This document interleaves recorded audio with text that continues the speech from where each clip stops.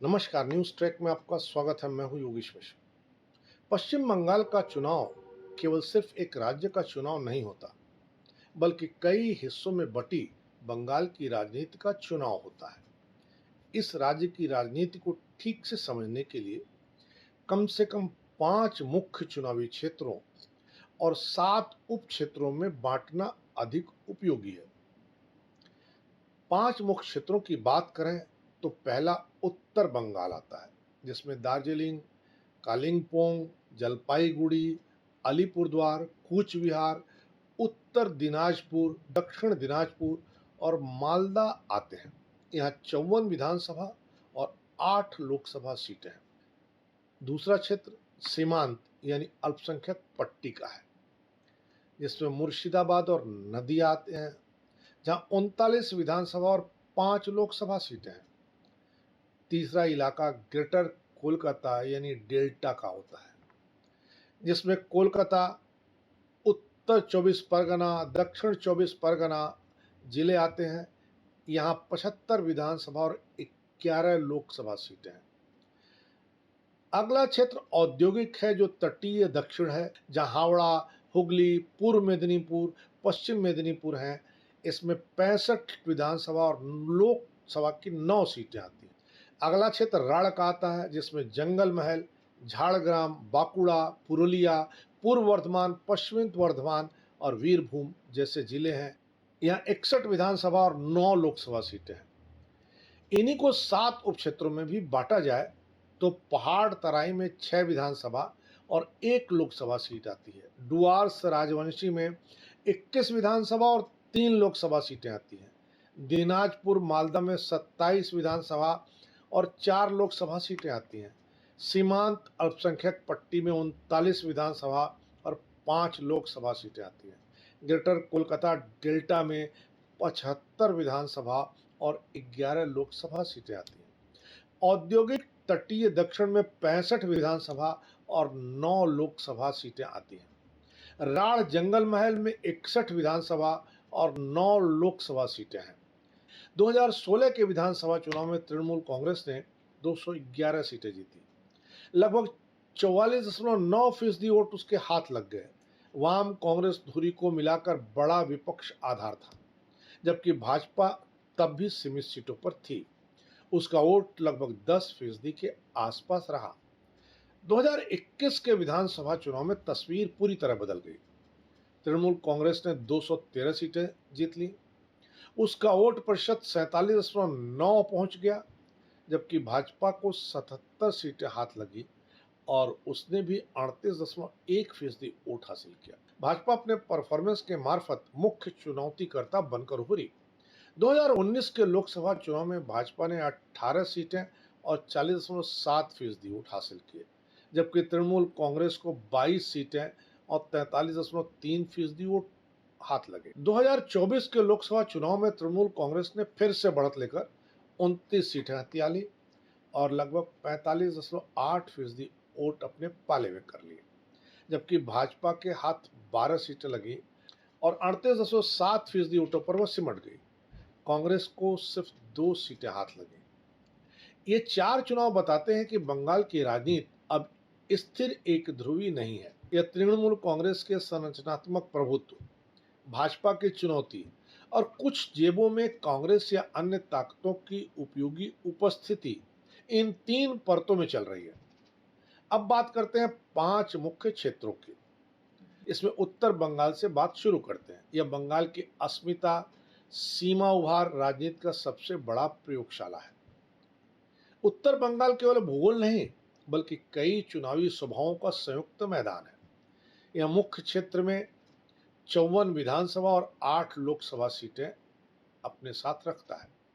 2016 के विधानसभा चुनाव में यहाँ तृणमूल कांग्रेस को लगभग 24 सीटें मिली। वाम कांग्रेस धुरी और सहयोगी ताकतों ने लगभग 25 सीटों पर प्रभावी प्रदर्शन किया।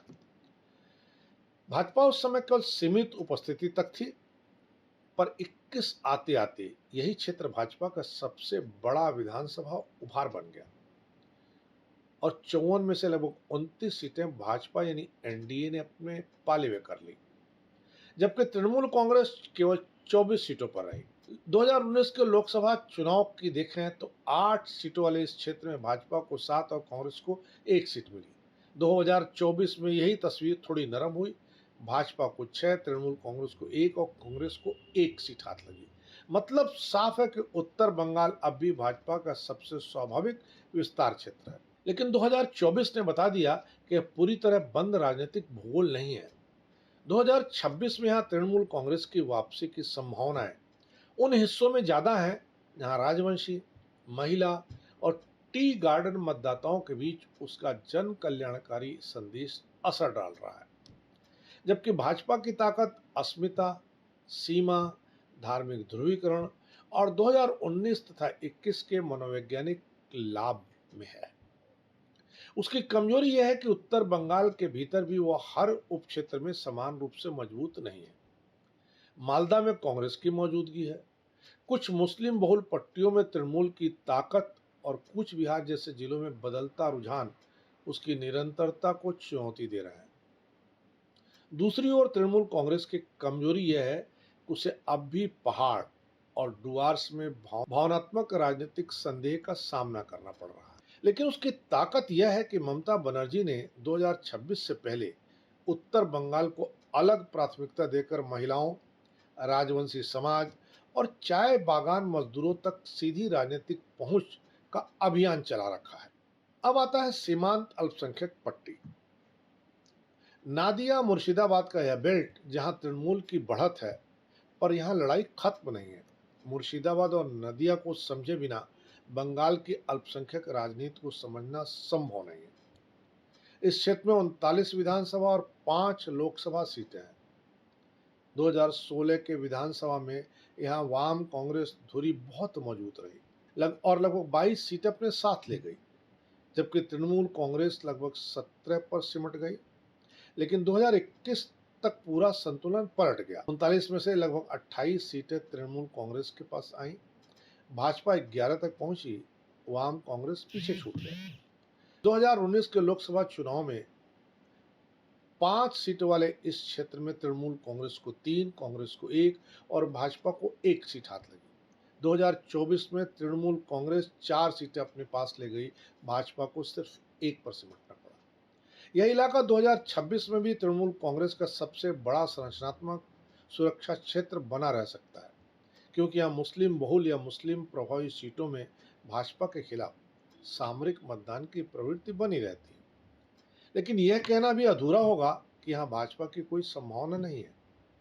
मतुआ, नामशूद्र और अनुसूचित जाति प्रभाव वाले नदिया, रानाघाट बेल्ट में वह अब भी गंभीर चुनौती करता है, खासकर यदि नागरिकता, सीमा और घुसपैठ का प्रश्न फिर से तेज हो।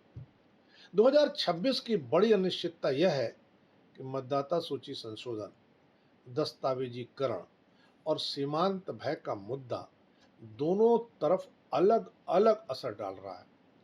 मुस्लिम इलाकों में यह तृणमूल के पक्ष में लामबंदी बन सकता है, जबकि मतुआ बेल्ट में अधूरी नागरिकता अपेक्षाएं भाजपा के लिए लाभ या नुकसान दोनों पैदा कर सकती है। तृणमूल की ताकत यहां अल्पसंख्यक एकजुटता, पंचायत जमीनी नेटवर्क और लक्ष्मी भंडार जैसे लाभार्थी ढांचे में है, पर उसकी कमजोरी स्थानीय असंतोष, भ्रष्टाचार और सीमांत प्रशासनिक शिकायतें हैं। भाजपा की ताकत मतुआ एससी बेल्ट, सीमा सुरक्षा विमर्श और विपक्षी ध्रुवीकरण में है। उसकी कमजोरी यह है कि मुस्लिम बहुल सीटों में वह अक्सर स्वाभाविक सीमा से टकराती है। कांग्रेस यहां पूरी तरह मृत नहीं है, पर अब निर्णायक खिलाड़ी कम है और समीकरण बिगाड़ने की ताकत कांग्रेस के पास ज्यादा है। अगले इलाके की बात करते हैं तो ग्रेटर कोलकाता डेल्टा आता है। भाजपा की निगाह यहां सबसे ज्यादा लगी हुई है। कोलकाता और उसके चारों तरफ का यह बेल्ट बंगाल सत्ता का तांत्रिक तंत्र है। इस क्षेत्र में 75 विधानसभा और 11 लोकसभा सीटें आती हैं। 2016 विधानसभा में तृणमूल कांग्रेस ने यहां लगभग 67 सीटें जीत ली। विपक्ष बहुत पीछे छूट गया। 2021 में भी यह ढांचा लगभग कायम रहा। 75 में से 69 सीटें टीएमसी के हाथ लग गई। भाजपा के पास 5 और अन्य के पास 1 सीट ही रही। 2019 के लोकसभा चुनाव में 11 सीटों में से टीएमसी को 9 और भाजपा को 2 सीटें हाथ लगी। 2024 में तृणमूल कांग्रेस ने इसे और मजबूत कर 10 सीटें हथिया ली और भाजपा 1 पर सिमट गई। इसका सीधा अर्थ है कि 2026 में भी यह तृणमूल कांग्रेस का सबसे सुरक्षित मैक्रो जोन दिखता है। यहाँ उसकी ताकत शहरी लाभार्थी नेटवर्क, महिला मतदाता, स्थानीय संगठन, नगर प्रशासन और विपक्ष की असमान पैठ में है। लेकिन भाजपा इसे छोड़ेगी नहीं, क्योंकि कोलकाता क्षेत्र में शहरी असंतोष, सुरक्षा, भ्रष्टाचार, नौकरी, मिडिल क्लास बेचैनी और संगठन विस्तार के जरिए वो जगह बनाना चाहती है। उसकी हालिया राजनीतिक रणनीति में कोलकाता रीजन को अलग क्षेत्र के रूप में देखा जा रहा है। फिर भी 2026 की तस्वीर में भाजपा यहाँ राज्य स्तरीय वैकल्पिक शक्ति दिख सकती है, पर इस पूरे क्षेत्र में क्षेत्रीय बढ़त फिलहाल साफ तौर पर टीएमसी के पास है। टीएमसी की सबसे बड़ी कमजोरी यह हो सकती है कि अगर शहरी सीटों पर एंटी इनकम्बेंसी, कानून व्यवस्था और नौकरी जैसे मुद्दे एक साथ जम गए तो कुछ सीटें खुल सकती हैं, लेकिन अभी तक उसके लिए सबसे अनुकूल भूगोल बना हुआ है। अगले इलाके के रूप में हम आते हैं तो औद्योगिक तटीय क्षेत्र दक्षिण का आता है। यह बंगाल का सबसे संवेदनशील स्विंग इलाका है। हावड़ा हुगली से लेकर तमलुक, कांथी, मेदिनीपुर तक का क्षेत्र बंगाल की चुनावी नसों में सबसे तेज धड़कता है। इस क्षेत्र में 65 विधानसभा और 9 लोकसभा सीटें हैं। 2016 के विधानसभा में टीएमसी यहां लगभग 57 सीटें लेकर दबदबे में थी। विपक्ष बिखरा हुआ था। 2021 में भी टीएमसी ने 52 सीटें हथिया ली, लेकिन भाजपा 13 तक पहुंची, यानी यह विपक्ष का स्पेस वास्तविक है।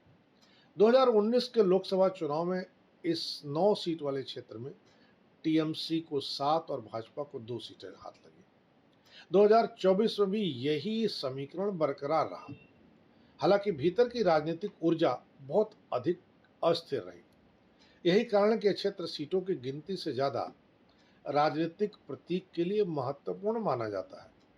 नंदीग्राम, तमलुक, कांथी और आधिकारिक फैक्टर इस पूरे क्षेत्र को राज्य की मुख्य कथा से जोड़ते हैं, जबकि हावड़ा हुगली का औद्योगिक और अर्धशहरी हिस्सा तृणमूल को अलग स्थायित्व देता है। 2026 में इस क्षेत्र में तृणमूल कांग्रेस की ताकत उसके स्थानीय संगठन, शहरी ग्रामीण मिश्रित लाभार्थी नेटवर्क और कई लोकसभा सीटों पर 2024 की वापसी में है। भाजपा की ताकत यह है कि उसके पास यहाँ चेहरे हैं, प्रतीकात्मक लड़ाइयाँ हैं और परिवर्तन की कहानी गढ़ने की क्षमता भी है। उसकी कमजोरी यह है कि वह कई सीटों पर स्थानीय संगठनात्मक निरंतरता नहीं बनाए रख पाती है, जबकि तृणमूल की कमजोरी यह है कि यदि स्थानीय गुटबाजी, टिकट बंटवारा या सत्ता विरोधी माहौल बढ़ा तो यही क्षेत्र सबसे पहले टीएमसी को झटका दे सकता है। 2026 में पूरा ब्लॉक तृणमूल का सुरक्षित क्षेत्र नहीं है, बल्कि उसके लिए दबाव और भाजपा के लिए अवसर दोनों का संयुक्त मैदान है। अगले इलाके के रूप में राढ़ और जंगल महल को लेते हैं। राढ़ और जंगल महल का इलाका बंगाल की राजनीति का वह क्षेत्र है जहां परिणाम अक्सर भावनात्मक नहीं, भू सामाजिक असंतुलन से निकलते हैं। इस क्षेत्र में 61 विधानसभा और 9 लोकसभा सीटें आती हैं। 2016 के विधानसभा में तृणमूल कांग्रेस यहां लगभग 46 सीटों पर थी। विपक्ष के पास केवल 15 सीटें रहीं। 2021 में भाजपा का यहां बड़ा उभार दिखा और टीएमसी 43 सीटें बचाने में ही सफल रह पाई। भाजपा 18 सीटों तक जा पहुंची। 2019 के लोकसभा क्षेत्र में भाजपा की बड़ी विजय कथा का यह क्षेत्र बना। 8 सीटें उसने जीत ली। तृणमूल 3 पर रह गई, लेकिन 24 में यह उलट गया। तृणमूल कांग्रेस 7 सीटें जीत पाई और भाजपा 2 पर सिमट गई। भाजपा की ताकत यहाँ आदिवासी, कुर्मी, हिंदू एकजुटता, स्थानीय असंतोष और जंगल महल की स्मृति राजनीति में है। तृणमूल कांग्रेस की ताकत उसके कल्याणकारी कार्यक्रमों, संगठन की वापसी और 2024 में दिखी सीट पुनर्प्राप्ति है।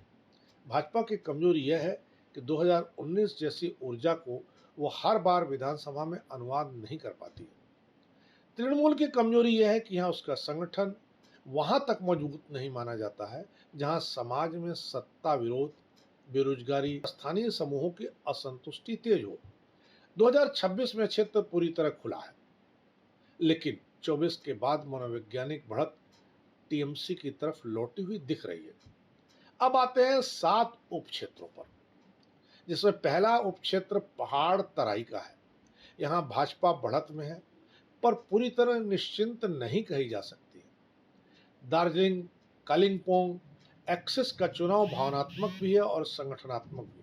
2016 विधानसभा में इस 6 सीट वाले उपक्षेत्र में गोरखा ध्रुवों और सहयोगियों के समीकरण के कारण विपक्ष व क्षेत्रीय शक्ति तथा भाजपा को संयुक्त रूप से बढ़त मिली। तृणमूल कांग्रेस शून्य पर रही। 21 में यहाँ 5 सीटें भाजपा समर्थित गुट के पास रहीं, 1 सीट पर टीएमसी रही। 19 और 24 दोनों लोकसभा चुनाव में दार्जिलिंग सीट भाजपा के पास रही। 26 में भाजपा की ताकत गोरखा, अस्मिता और राष्ट्रीय दृश्यता है। तृणमूल की उम्मीद स्थानीय पहाड़ी गुटों, महिला और सीमांत समुदायों तक अपनी पहुंच में है। अगर स्थानीय पहाड़ी नेतृत्व एकजुट होकर भाजपा के खिलाफ ध्रुव बनाता है तो कुछ विधानसभा सीटें शायद खुल सकती हैं।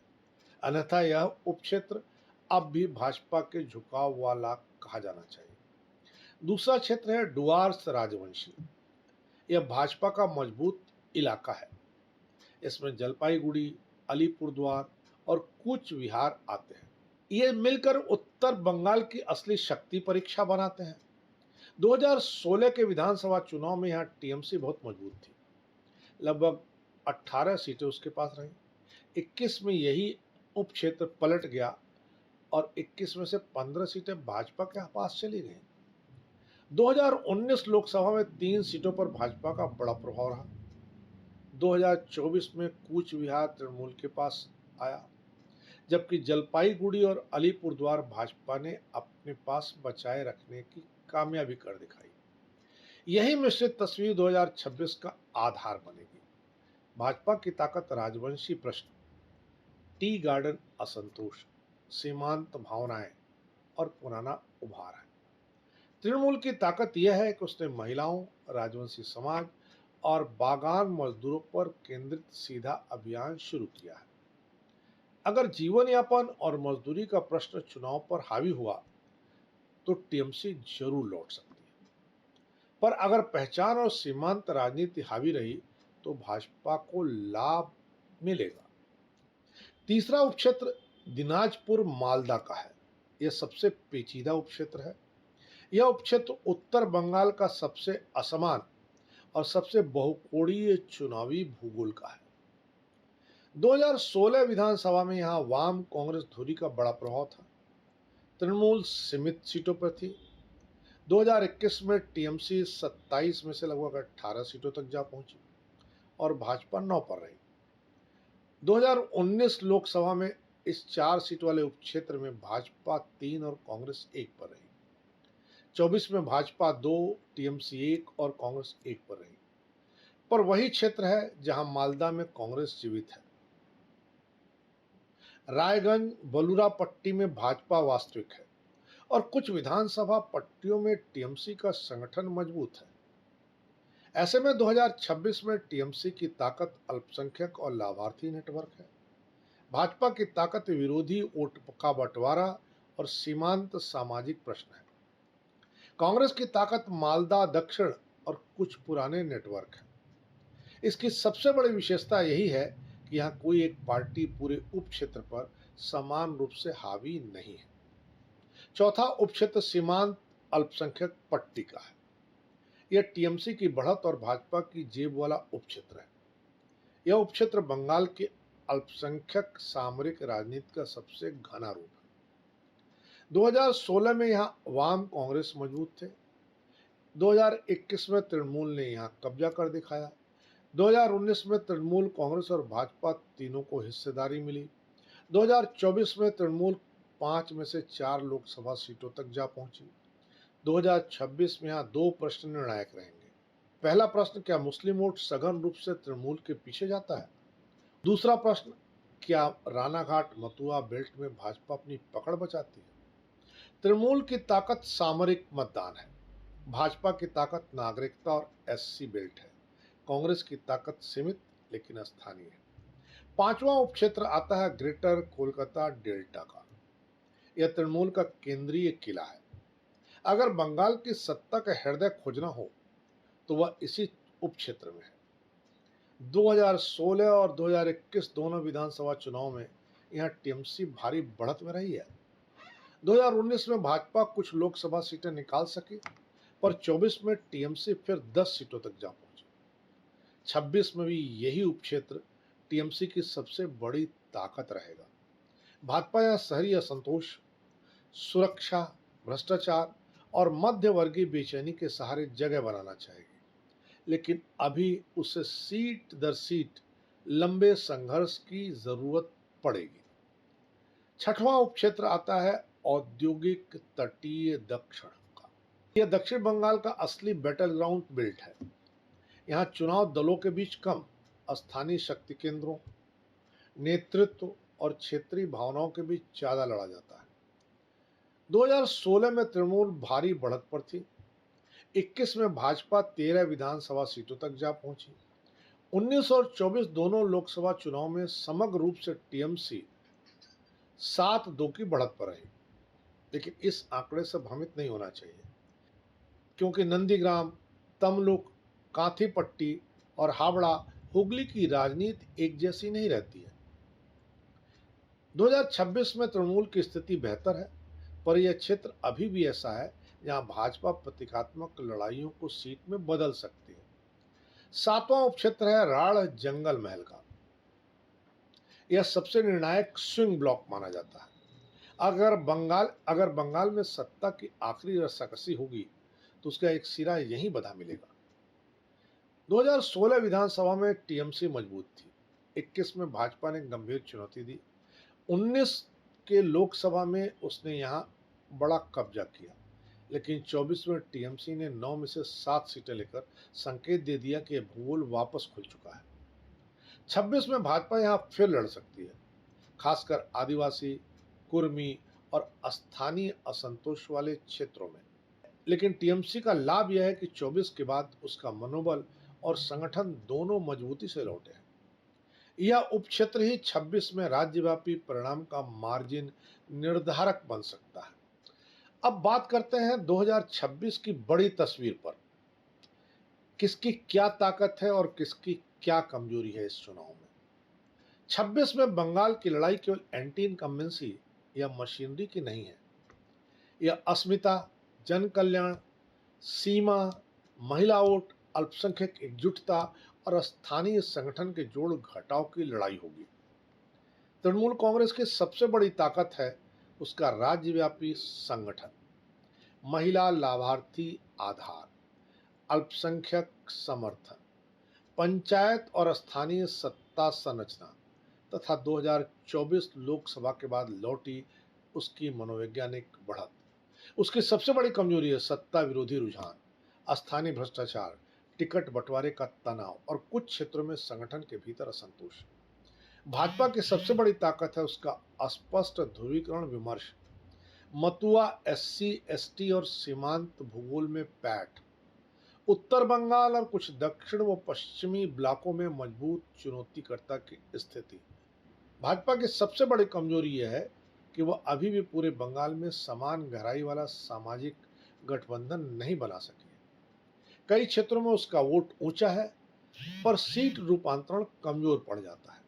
कांग्रेस की ताकत अब कुछ सीमित जेबों तक है, खासकर मालदा, दक्षिण और कुछ अल्पसंख्यक क्षेत्रों तक ही सीमित है। उसकी कमजोरी यह है कि वह राज्यव्यापी मुख्य विकल्प नहीं रह गई है। वाम का असर विचार और वोट कटाई के कुछ जेबों में है, पर अभी सत्ता स्पर्धा का केंद्रीय ध्रुव वह नहीं है। हाल की 26 पूर्व राजनीतिक गतिविधियां यही बताती हैं कि तृणमूल उत्तर और दक्षिण के लिए अलग अभियान चला रही है। भाजपा परिवर्तन यात्रा और बॉटम अप रीजनल टारगेटिंग कर रही है। मतदाता सूची तथा नागरिकता जैसे मुद्दे सामान्य चुनावी प्रश्न नहीं, बल्कि भावनात्मक राजनीतिक कारक बन चुके हैं। ऐसे में सवाल ये उठता है कि पश्चिम बंगाल को समझने का सही तरीका है क्या? पश्चिम बंगाल को समझना है तो उसे एक चुनाव नहीं, कई समानांतर चुनावों के रूप में पढ़ना होगा। पहाड़ में अस्मिता का चुनाव है, डुआर्स में राजवंशी और चाय बागान का, नदिया मुर्शिदाबाद में सीमा और अल्पसंख्यक राजनीति का, कोलकाता डेल्टा में शहरी कल्याण और संगठन का, औद्योगिक दक्षिण में नेतृत्व और स्विंग का, और राढ़ जंगल महल में सामाजिक पुनर्संतुलन और सत्ता विरोध का।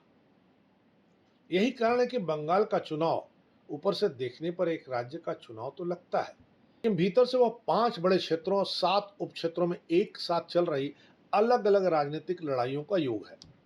2026 में भी यही सच रहेगा। जो दल इन 5 क्षेत्रों की अलग अलग भाषा समझेगा वही बंगाल को समझेगा, और जो बंगाल को समझेगा वही बंगाल को जीतेगा। खबरों के पीछे की सच्चाई जानने के लिए जुड़े रहिए न्यूज़ टेक नेटवर्क के साथ। इस बार इतना ही। नमस्कार।